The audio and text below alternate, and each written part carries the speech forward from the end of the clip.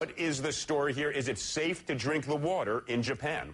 Well, I think as things stand now, for a small population of people, the infants primarily, they're saying it's not okay to drink the water. And this is obviously a change in tone of message. It's a concern, but not a huge one probably for the average person in Japan.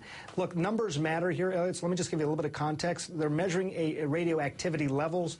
They use a particular type of unit for this, and what they found was the level was 210. The acceptable upper limit for infants is 100. For adults, 300, so 210 right in the middle there. Obviously, this is a concern if the numbers start to go up.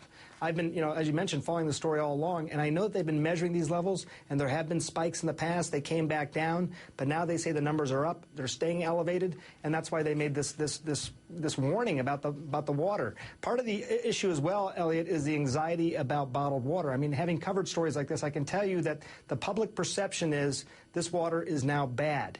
They're also being told not to hoard bottled water. Well, unfortunately, those messages directly conflict for most people. So I think the anxiety part of this is going to be a real issue. And we're talking about internal contamination, drinking water.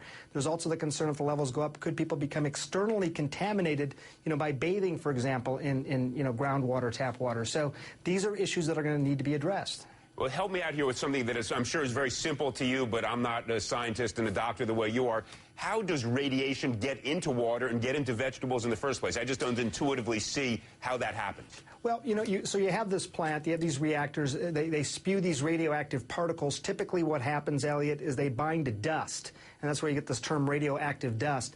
That can fall to the ground, that can settle in crops, that can settle in grass, for example, that cows eat. Cows eat this grass that's contaminated with radioactive iodine. That can be concentrated in their milk. And that's basically what we're seeing. Now, if this dust falls, there are going to be certain crops that are more vulnerable. Spinach, has big leaves. That's going to be more vulnerable. But corn, for example, which has a thick protective husk, it's going to be peeled away, less vulnerable. Carrots grow underground, for example, going to be less vulnerable. And that's precisely what we've been seeing, in terms of upper limits, limits above normal for various things. For example, in the prefixtures you mentioned, raw milk up to 17 times the limit. Tap water, we just talked about, spinach, 27 times the limit. So these are the sort of numbers that we're seeing right now as things stand. And they, again, this is a ever-changing story. These levels, these numbers, very important. They may change, Elliot. All right, well, let me ask you the question that we're concerned about here, of course. Does any of this affect us here back in the United States? Is there any food getting into the food chain that we've got to worry about, or water, bottled water from any place, or even that plume of radiation, although I think I've seen that theory knocked down? How much of this do we need to be worried about? Well, talking about the food and food products first, I mean, it's interesting. I followed this all along. At first, the message from the FDA when we were reporting this was, look, we already screen a lot of food for radiation. But, we challenged them on that, and they say it's fair to say we don't screen all of it. So then they said, well, we're going to screen all of it coming from Japan. And by the way, only 4% of our food comes from Japan anyway. So that was the answer. And now you heard the latest news where they're saying, basically, we're going to ban these various products coming from Japan, milk products, some fruits, some vegetables. So that ban is going to be in effect. Big question, the question I'm going to be trying to answer and look for is how long is that ban going to be in effect? These particles, radioactive iodine, for example, they have a half-life, Elliot, about 8 days. So once the leak stops, how long do you keep the ban in effect? Some people will say you got to keep it in effect for a long time because there's other radioactive particles that have longer half-lives. But, part of this is just sort of trying to make the best science out of what you know. This is some uncharted territory here. All right, last question, Sanjay. Am I correct that concern about the plume of radiation that was going to hit us through the air, concerns about that have pretty much dissipated, and that has been knocked out as a concern we should take?